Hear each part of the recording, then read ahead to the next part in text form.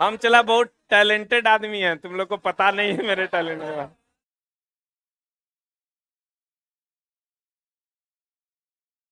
तुम लोग भले ही हमको कम में आंको, लेकिन बहुत टैलेंटेड आदमी है।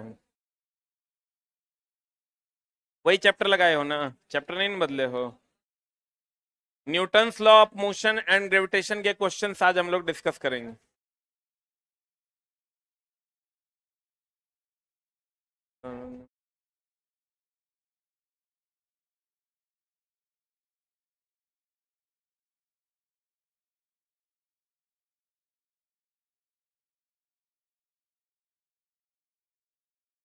कृपया शांति बनाए रखें।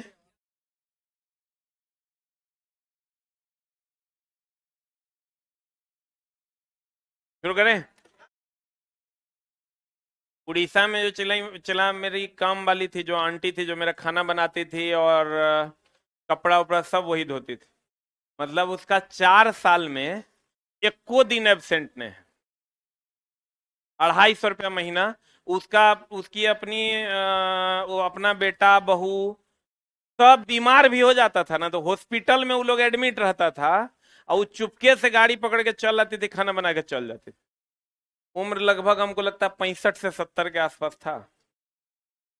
मतलब एक बार तो अजीब हो गया, उनकी बेटी को बउआ होने वाला था, वो हॉस्पिटल में थी। लेबर पेन स्टार्ट हो गया था लगभग 7 बजे के आसपास। तो वो अंदाजा लगाई कि लेबर पेन जब शुरू होता है तो 1 डेढ़ 2 घंटे में डिलीवरी होती है। तब तक वो ऑटो पकड़ के आई और खाना बना के चल गई। मतलब उतना कभी पैसा नहीं मांगते। उड़ीसा के लोग चला बहुत अच्छे होते हैं। 250 टका महीना में। हम एक बार बोले भी कि पैसा बढ़ा देते हैं, तो बोली तो कल से नहीं काम करेंगे। ऐसे ऐसे भी लोग हैं। तो बाद में चला जब हम कमाने लगे तो बहुत गरीब थी, बहुत गरीब। मतलब घर नहीं था उसका, जिसके यहाँ हम भाड़े में रहते थे वो भी रहती थी। तब उसको एगो जमीन लेके 10 धुर एगो छोटा सा टीना का घर उसको बनवा दिया। 60,000 रुपये हम भेजे थे। लेकिन हम लोग ऐसा नहीं कि सब बात को सोशल मीडिया पे लाना है। वो मेरा अपना मामला था, हम उसको मम्मी कहते थे, और वो हमको बेटा से भी ज्यादा मानती थी। मतलब बता नहीं सकते। अब तुम समझो, 250 टका वो अपना लेने नहीं आती थी पैसा। कहती थी कि उसका बेटा आता था कि 250 टका ई महीना वाला पैसा दे दीजिए। वो लाज से नहीं आती थी कि पैसा हम उससे कैसे मांगे। ऐसे ऐसे भी लोग हैं। उड़ीसा ये बिहारी है। बिहारी तभी जो हम रखे हैं काम वाली, वो क्या करती है पता है? एडवांस तो छोड़ो यार। वो मतलब 3 आदमी हम लोग हैं खाना खाने वाले, हम प्रिंस विक्की जी। 3 आदमी में 2 लीटर तेल जो है 3 दिन नहीं चलता है। 2.5 किलो प्याज हम लोग 3 दिन में खा जाते हैं। पते नहीं चलता साला कहाँ खा रहे हैं। तो बुझिए रहा होगा भावनाओं को। किसी पिंड का जड़त्व तो क्या होता है? वही जब मम्मी मम्मी मम्मी जब घर पे आ जाती है तो 15 दिन चलता है 2 लीटर तेल। अब क्या होता है तेल, तो भगवान जाने। किसी पिंड का जड़त्व तो क्या होगा बताइए, एनसीईआरटी का क्वेश्चन। ये एनसीईआरटी क्वेश्चन नंबर 2 कि कोई यात्री किसी गतिमान रेलगाड़ी में एक सिक्का उछालता है जो उसके पीछे गिरता है। देखो, ए थम्मा दम्मा, एक बात बताओ, अगर हम रेलगाड़ी में हैं, सिक्का तो मेरे पास है नहीं। सिक्का है किसी के पास? लाओ, ये एमपी, तोहर घर एमपी ना है रे? मध्य प्रदेश का सिक्का है। देखो गौर फरमाना, मान लो कि ये सिक्का हम उछाले, तो ये मेरे हाथ में आ रहा है, आ रहा है ना? और अगर हम इस सिक्के को उछालें और हम अपना वेग बढ़ा लें, किधर जाएगा? तो वेग बढ़ाएंगे मतलब त्वरण न उत्पन्न होगा हो। वेग बढ़ाएंगे मतलब, तो देखो एक समान वेग से जाएंगे, हाथ में आएगा। और अगर वेग बढ़ा लेंगे पीछे, यानी त्वरण, वेग बढ़ाना मतलब त्वरण की मंदन, त्वरण ना। अब वेग घटा लेंगे तो मंदन, तो मंदन होगा तो आगे गिर जाएगा, त्वरण होगा तो पीछे गिर जाएगा, एक समान होगा तो हाथ में गिरेगा। ऑब्वियस सी बात है, वेग बढ़ा लेंगे तो पीछे गिरेगा, घटा लेंगे तो आगे गिरेगा, एक समान रहेगा तो हाथ में गिरेगा। बोलो। रख लें हम? रख लो। बताओ आंसर। पीछे गिर रहा मतलब त्वरित है, आगे गिरेगा अवमंदित है, और एक समान रहेगा तो हाथ में गिरेगा। जल्दी से लिख। Question number next.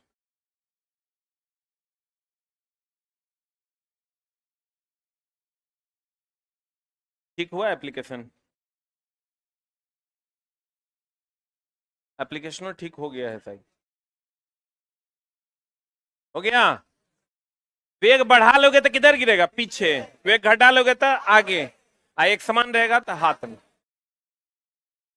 रॉकेट संवेग संरक्षण का स्नेह। लेकिन ये चला हम आपको पढ़ाएंगे आगे रॉकेट कैसे संवेग संरक्षण पर काम करता है। ये न्यूटन का तीसरा नियम भी इसका आंसर होगा। देखो रॉकेट का उड़ना में इसके दो आंसर हैं। पहला है संवेग संरक्षण। संवेग संरक्षण is the first answer. Newton का तीसरा नियम, न्यूटन का तीसरा नियम इज द सेकंड आंसर। दोनों रहेगा तो कहते दिए, दोनों रहेगा तो क्या मारिएगा? संवेग संरक्षण।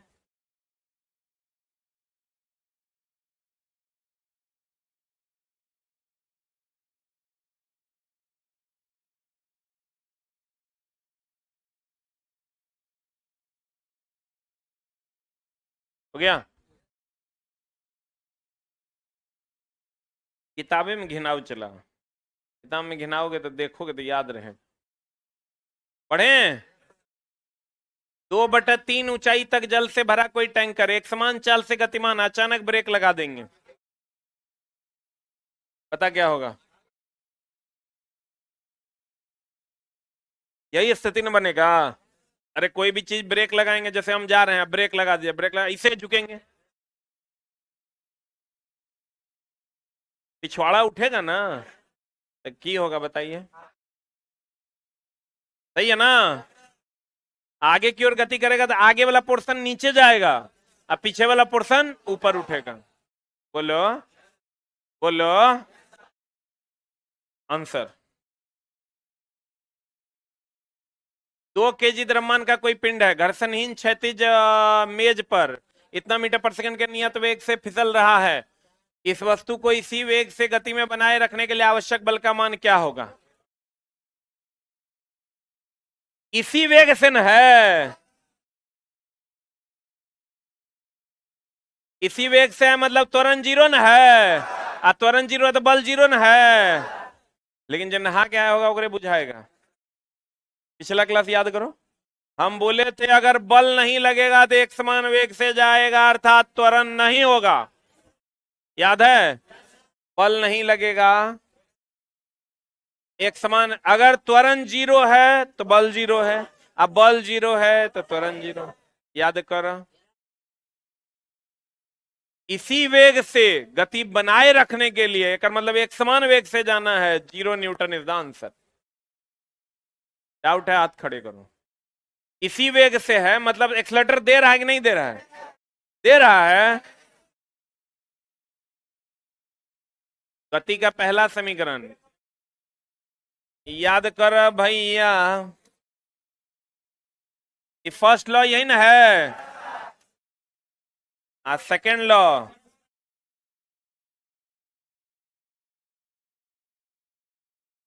Third law.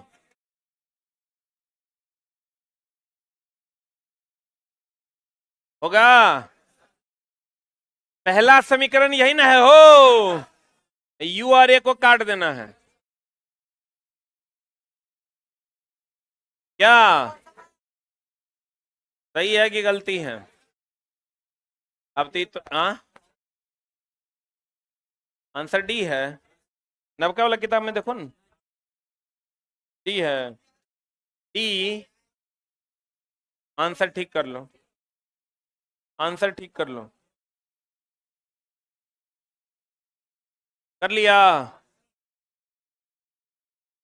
आगे बढ़े। सार्वभौमिक गुरुत्वाकर्षण नियतांक मूल्य की खोज किसने की थी? कैवेंडिश किया था। चला, इस पर हम लोग गुरुत्वाकर्षण चैप्टर में प्रकाश डालेंगे, अगला चैप्टर है ये। न्यूटन द्वारा गणित के निम्नलिखित शाखाओं में से किसका आविष्कार किया गया था? गणना का। किसका? गति के दूसरे समीकरण किसके किसके बीच संबंध है? दूसरा समीकरण हो गया एस बराबर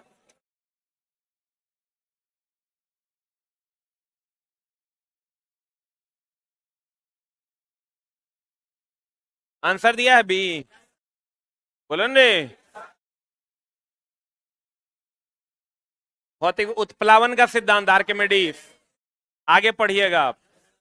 एक्चुअल में ये अगला चैप्टर का सवाल है आगे के। जब एक बंदूक से गोली चलाई जाती है तो बंदूक पीछे की ओर धकेलता है।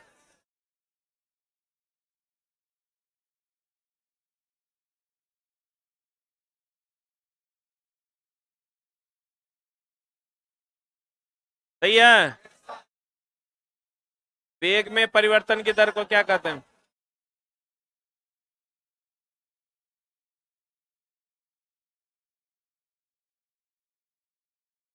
पिछला गुरुत्वाकर्षण चैप्टर का है, इसको घेर दो। अभी गुरुत्वाकर्षण नहीं पढ़ाए हैं, गुरुत्वाकर्षण चैप्टर का है, घेर दो इसको। अगला चैप्टर में बताएंगे। समापन रेखा को पार करने के बाद भी धावक भागना जारी रखता है। समापन रेखा समझते हैं? जैसे धावक को वहां तक दौड़ना है, धावक मतलब जो दौड़ता है उसको वहां तक दौड़ना है, और दौड़ते दौड़ते भी आगे तक भी अपना दौड़ जारी रखता है। क्या होगा आंसर? अरे जड़त्व के कारण नहीं ना, वो दौड़ता है तो दौड़ते रहना चाहता है, इसीलिए आगे बढ़ जाता है। गति का जड़त्व क्या है? अगर कोई वस्तु गति में है तो गति में रहना चाहता है, यही ना। अगर वो दौड़ रहा है तो दौड़ते रहना चाहता है, इसी क्रम में वो आगे बढ़ जाता है। नहीं बुझाया? हाथ खड़ा करो, डाउट है तो। अगला, बल की परिभाषा को किसके आधार पर व्याख्यायित किया जाता है? परिभाषा। पहला नियम से परिभाषा, दूसरा से सूत्र, तीसरा से प्रकृति।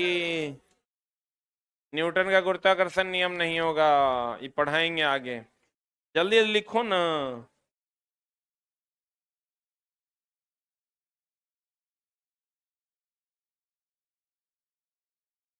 हो गया? नहीं हुआ होगा?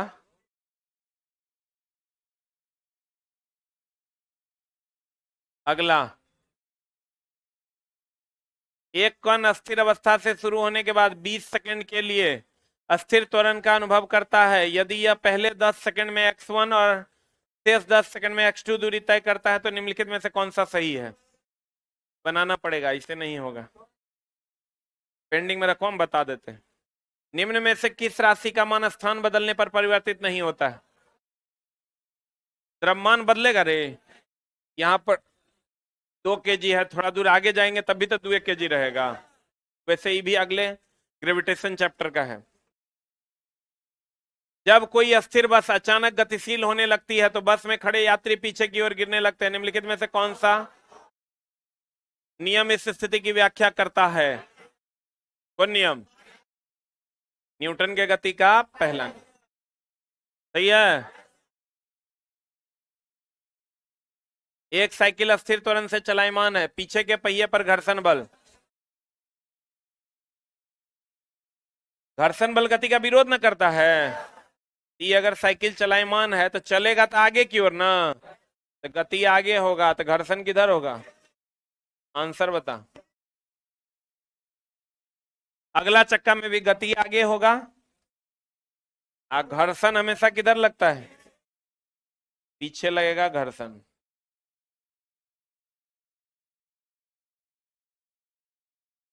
बोलो। घर्षण बल हमेशा गति का क्या करता है? विरोध। सही है ना? अगला सवाल बताइए, आंसर क्या होगा?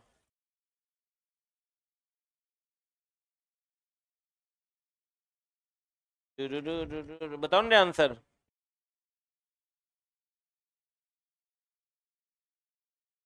दो पिंडों के बीच बल सदैव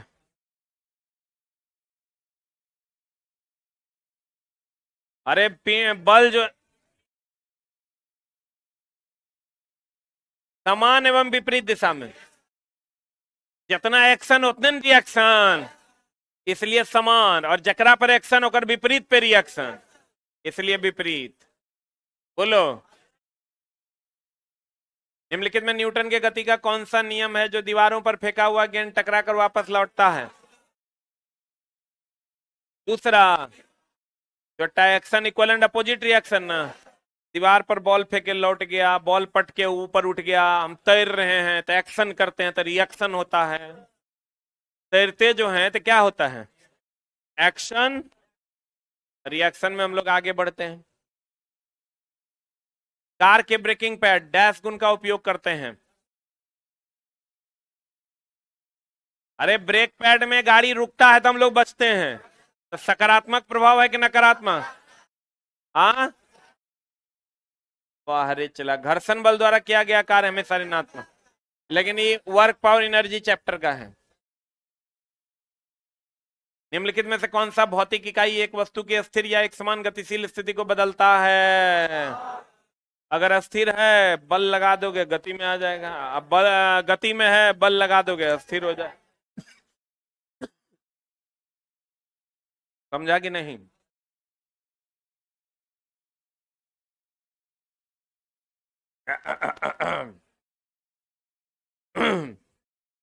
आप इतना सीरियस कहे हैं? क्या हो गया है कि इतना सीरियस नहीं रहना है, फिर पढ़ नहीं पाइएगा। बताइए आंसर। कोई वस्तु सतत चाल से गति कर रही है जब तक उस पर कोई,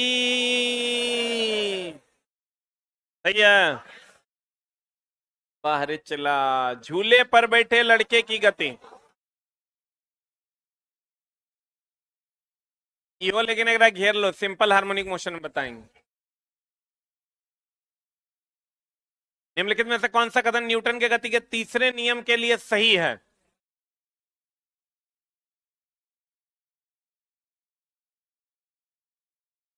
बल अलग अलग निकाय पर विपरीत दिशा में लागू होता है, एक ही निकाय पर होता है। हमारा पर एक्शन होगा तो हमारे हाथ पर रिएक्शन होगा। जब एक नाविक आगे की दिशा में कूदता है तब नाव पीछे, एक्शन एक्शन रिएक्शन, सही है ना?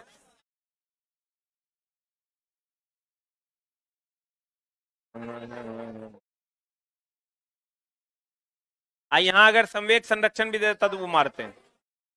अरे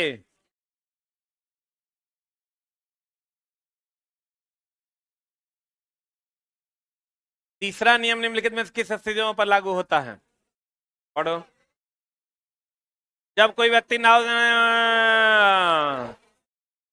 एक बस में खड़ा है, पहला नियम, जब कोई व्यक्ति सीमेंट वाली फ्लोर पर गिरता है तो उसे चोट लगता है।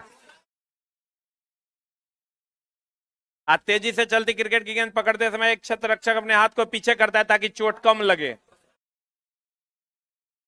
ताकि चोट कम लगे। अरे हाथ इसीलिए ना पीछे खींचते हैं कि चोट कम लगे।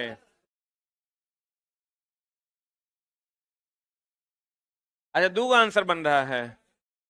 फ्लोर पर गिरता है तो उसे चोट लगता है, हाँ, रुक रुक रुक, सीमेंट वाली फ्लोर पर गिरता है तो उसे चोट लगता है। ये दिया है जब कोई व्यक्ति नाव से नदी में कूदता है। ये चला ज्यादा एक्यूरेट आंसर है, इसलिए ये आंसर होगा। ये नहीं रहता तब ये आंसर होता। कोई एक को चुनना है, जो बेस्ट एक्यूरेट होगा वो आंसर होगा। क्योंकि ये फ्लोर पे गिरता है, जिसमें आंसर आता है सीमेंट पर के फ्लोर पर गिरने से आपको चोट ज्यादा लगता है, आप मिट्टी पर गिरने से चोट कम लगता है, उस सेंस का सवाल है। बल की परिभाषा किसके आधार पर? सही है। इतना इतना देखो, बड़ा बढ़िया क्वेश्चन है।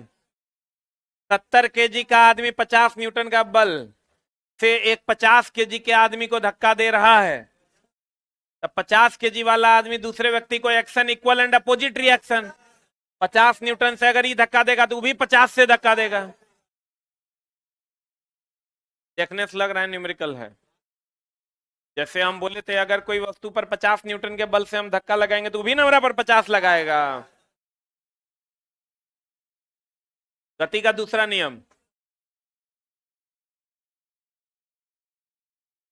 गति का दूसरा नियम कहता है किसी वस्तु पर आरोपित बल संवेग में परिवर्तन की दर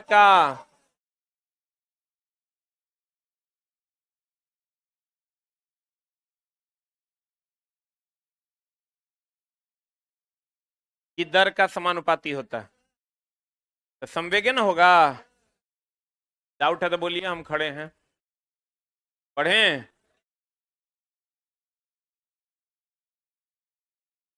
एक ऊंची छलांग लगाने वाला व्यक्ति ऊंची छलांग से पहले कुछ समय तक दौड़ता है ताकि डैश का जड़त्व,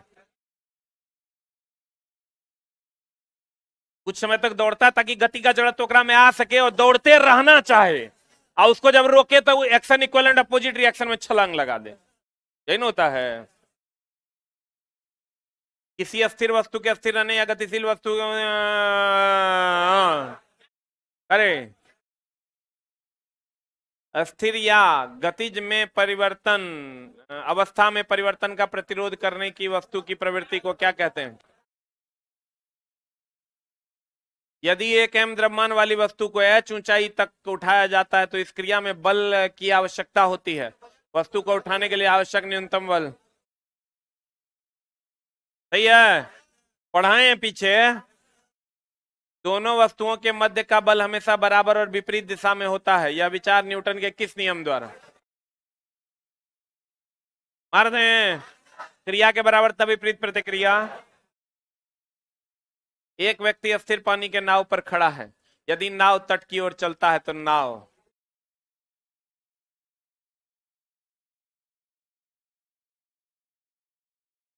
एक रुक जा भाई, रुक जा, काहे हड़बड़ा रहा है? हम बूझ रहे हैं दर्द है ग्राम में। बात कर, जब तक हम अगला क्वेश्चन में नहीं जाए तब तक को किया ना। हमरा हर बात पता है कि इसमें तुरंत डाउट हो गया होगा। डाउट हुआ होगा। अस्थिर व्यक्ति, एक व्यक्ति अस्थिर नाव में, नाव पर खड़ा है, नाव अस्थिर है। एक व्यक्ति अस्थिर पानी, अच्छा अस्थिर पानी में नाव पर खड़ा है, पानी अस्थिर है, उसमें वो नाव पर क्या है? खड़ा है। बहुत बढ़िया बात। यदि वह नाव तट की ओर चलता है, एक मिनट रुकना, यदि वह नाव तट की ओर चलता है तो नाव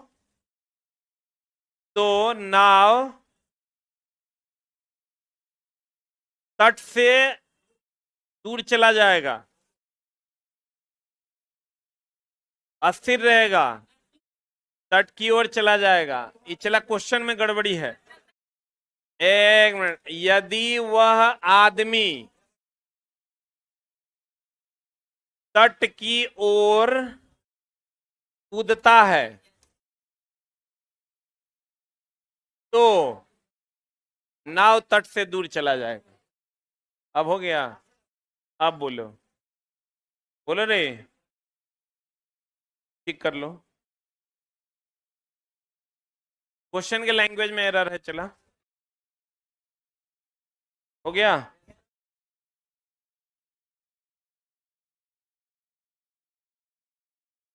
पढ़ें। निम्नलिखित में से कौन सा प्रकृति में कभी अकेले नहीं होता? बल। पिछले बार का वीवीआई क्वेश्चन था। यदि एक वस्तु दोनों सिरों से पकड़कर खींची जाती है तो उस पर लागू बल को खींचेंगे तो खिंचाओ बल, बोलो रे। किसी पदार्थ पर डैश कार्य करने के बावजूद भी उसके आकार में परिवर्तन न होने का गुण दृढ़ता कहलाता है। बाह्य बल लगा रहे हैं, हम बताए थे, याद कीजिए आप। बाह्य बल लगाने के बाद भी इस पर अगर आप बाह्य बल लगा रहे हैं, बाह्य बल लगा रहे हैं, फिर भी इसके आकार में परिवर्तन नहीं हो रहा है तो इसे हम दृढ़ पिंड कहते हैं, रिजिड बॉडी कहते हैं। याद है? आंसर बताओ। कौन सा एक वस्तु पर लागू असंतुलित बल का प्रभाव नहीं है? असंतुलित बल मतलब चला इधर अगर 5 न्यूटन, 10 न्यूटन। बोलो क्या होगा?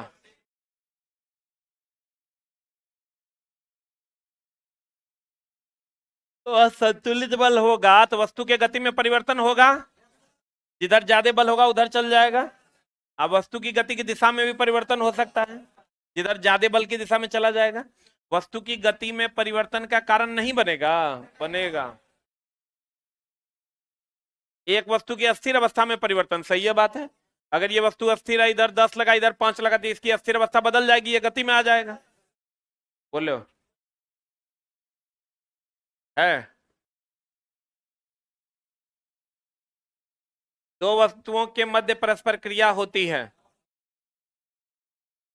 बल जो है वो दो वस्तुओं के मध्य परस्पर क्या होती है? क्रिया होती है।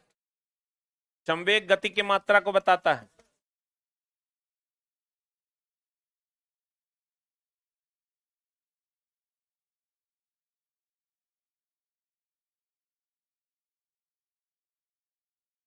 हो गया?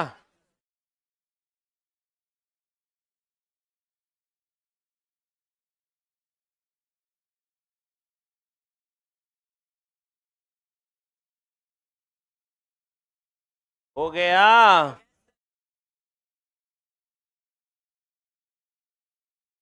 प्रकृति में अकेले कभी नहीं होता बल। निम्न परिस्थितियों में किसमें कार्य नकारात्मक बल द्वारा कार्य किया गया है? तो चला जाइए, घेर लो। वर्क पावर एनर्जी में पढ़ाएंगे, विपरीत दिशा वाला आंसर होगा। 3 नंबर आंसर होगा, बट इसको घेर दो। ये चला वर्क पावर एनर्जी चैप्टर का। कौन सा घर्षण बल के बारे में सही नहीं है? देखिए कौन सही नहीं है। हमको लगता है ये सही नहीं होगा। रोलिंग घर्षण जो है स्लाइडिंग घर्षण की तुलना में अधिक होता है। सबसे कम ना रोलिंग है रे, यही तो आंसर हो जाएगा। घर्षण वह बल है जो संपर्क में दो सतहों के सापेक्ष गति का विरोध करता है। वह घर्षण बल जो किसी सतह पर चलने फिसलने का कार्य करता है स्लाइडिंग घर्षण कहलाता है। मशीनों में घर्षण ऊर्जा का अपव्यय और टूट फूट का कारण है। आई कह रहा है रोलिंग घर्षण। तो घर्षण के बारे में आपको पता है, सबसे ज्यादा होता है स्थैतिक ना, उससे कम गतिज, सबसे कम लौटेनिक। बोलिए।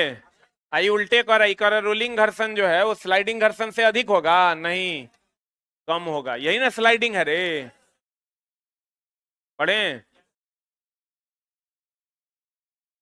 यदि किसी गतिमान वस्तु पर कोई बल आरोपित नहीं हो रहा है तो यह किसके कारण रुक जाएगा? दो सतहों के बीच सतह अनियमितता का के परिणाम स्वरूप क्या होगा? गति का द्वितीय नियम दर्शाता है, क्या होगा बता। डी किसी की डी, डी किसी वस्तु पर गति में परिवर्तन की दर शुद्ध बल की दिशा में वस्तु पर लागू शुद्ध बल के अनुपातिक होता है। ये हम पढ़ाए भी हैं आपको, अलग से लिखा भी दिए हैं। एक बहुत पुराने मॉडल में पेंडुलम घड़ी का कार्य पद्धति किस तरह की थी? एक की भी किसी, घेर लो। सिंपल हार्मोनिक मोशन में पढ़ाएंगे। निम्नलिखित में से कौन सा कथन गलत है? अब चला ये नहीं कहना कि सर आप तो 4-5 को घेरवा दिए, पैसा लिए हैं। अरे छोटा, ये अगला चैप्टर का है। अब जो नया एडिशन आएगा ना तो हम इंस्ट्रक्शन दे दिए, लोग बैठे हुए हैं, उस सब चैप्टर का जो एक्स्ट्रा क्वेश्चन दूसरे में आ गया उसको शिफ्ट कर देंगे। नया जब भी किताब छपेगा तो उसमें सिर्फ क्वेश्चन यहां से वहां जाएगा। तो अब ये नहीं कहना कि सर फिर नया खरीदवाइएगा कि अब नहीं खरीदना है। अब तुम लोग का एग्जाम तक किताब नहीं बदलेगा। अब थोड़ा बहुत चला आ ई ऊ तक ठीक होते ही रहता है। जब भी किताब छपता है हर 4 बार 4 यानी 20,000 किताब जब छप जाता है तो अगली बार उसको ठीक कर दिया जाता है। कहीं पर मान लो जैसे अभी आज बी का ये था ना, तो अगला एडिशन आएगा तो उसमें ठीक कर देंगे। ठीक तो हमेशा होते रहता है। आ ई ऊ से ओकरा लिए किताब नहीं खरीदना है, उसको हम अभी पढ़ा रहे हैं तो हम सब क्वेश्चन तोरा पढ़ा रहे हैं, हम ठीक करवा दे रहे हैं। बताओ आंसर कौन सा कथन गलत है? जब एक बस अचानक रुकती है तो बस में बैठे एक यात्री पीछे झुकता है कि आगे, यही तो गलत है, बाकी सब सही है। गति का तीसरा नियम, वी स्क्वायर बराबर you square plus 2as, A you गया,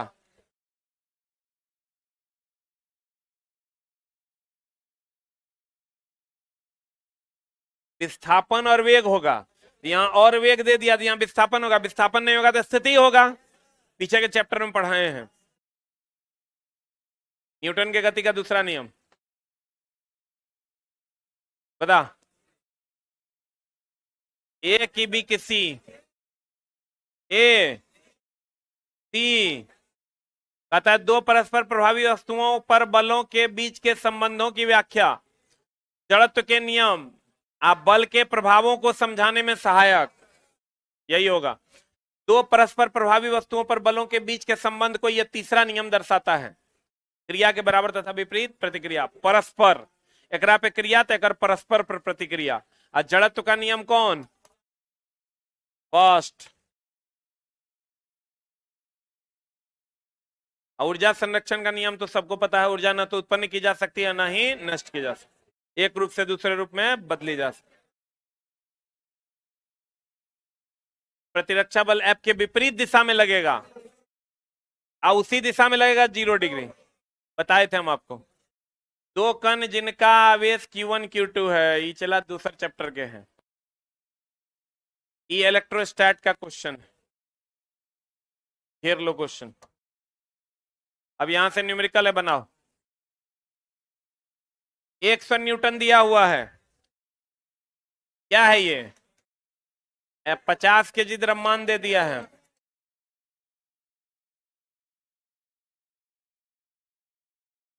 तो त्वरण की गणना करें। F बराबर क्या होता है, ए बराबर होता है F/m, F कितना तो m कितना,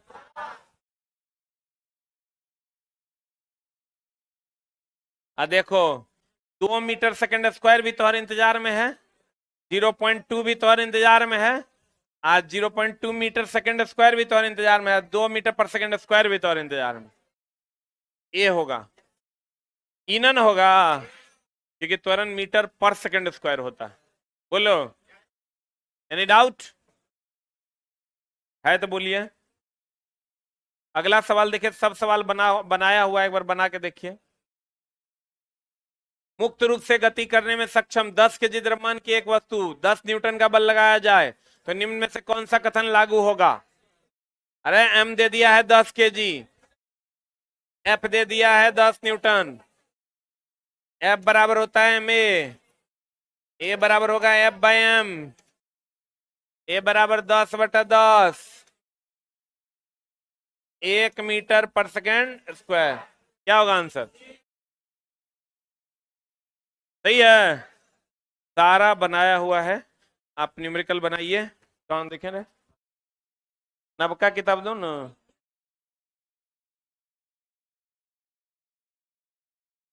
इसमें चला जानते हो कितना न्यूमेरिकल था, लगभग 80 गो, एक ही टाइप का था, इसलिए हम 78 को 70 को हटा दिए। F बराबर ma से पिछले बार हर सिटिंग में 3 गो क्वेश्चन पूछा था, मतलब सब सिटिंग मिला के 70 से 80 गो सवाल था, हम इस बार काट के 72 को हटा दिया। पूर्णा वाला में देखना ढेरी होगा, सेकेंड एडिशन में बहुत क्वेश्चन होगा, होगा देखना ना, नहीं है, होगा होगा होगा, फर्स्ट में होगा तब, बहुत क्वेश्चन है।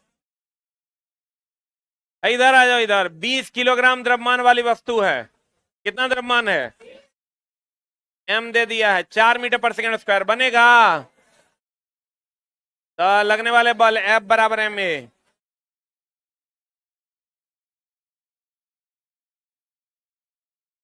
होगा 5 सेकेंड टाइम में किसी वस्तु को 5 मीटर प्रति सेकेंड से बढ़ाकर 10 मीटर प्रति सेकेंड किया जाए तो उसका त्वरण, चला टाइम हो गया 5 सेकेंड, प्रारंभिक वेग कितना है 5 मीटर प्रति सेकेंड, अंतिम वेग कितना है 10 मीटर पर सेकेंड, तो ए बराबर क्या हो जाएगा, v माइनस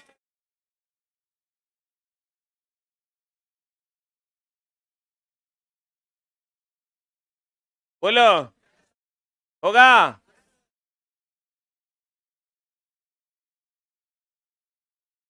21 न्यूटन का एक बल। अरे बन तो एफ।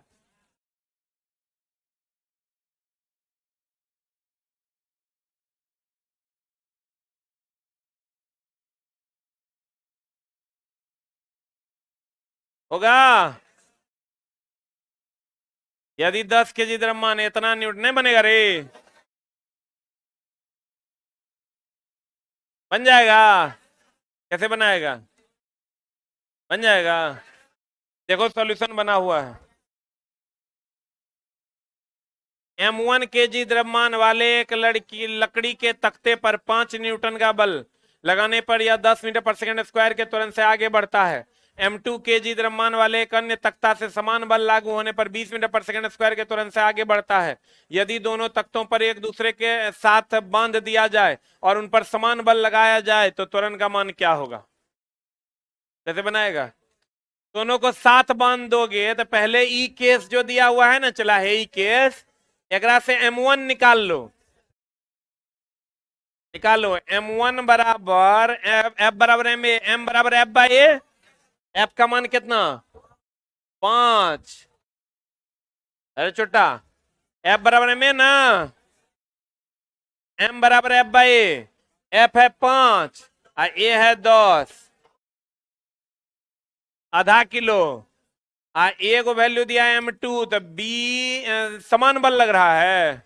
एक अन्य तख्ता समान बल मतलब 5 न्यूटन। एकरा से निकालो M2। M2 बराबर F बाई ए। F हो गया 5, ए हो गया 20, 1 पौआ। होगा? यदि दोनों तख्तों पर एक दूसरे से बांध दिया जाए, उन पर समान बल लगे, फिर F लगेगा 5 न्यूटन। F बराबर 5 न्यूटन। M जो होगा वो हो जाएगा आधा किलो 1 पौआ। 3 पौआ कितना होता है? ए छोटा, 1 पौआ बोले तो 3/4। 3/4 है ना रे? देखना गड़बड़ हो मर में। सही है ना? 3/4 प्लस 1/4, 4/4 1। हाँ, ए निकालना है। ए बराबर हो जाएगा F/M। F का मान कितना है? 5। M का मान कितना है? 3/4, 20/3।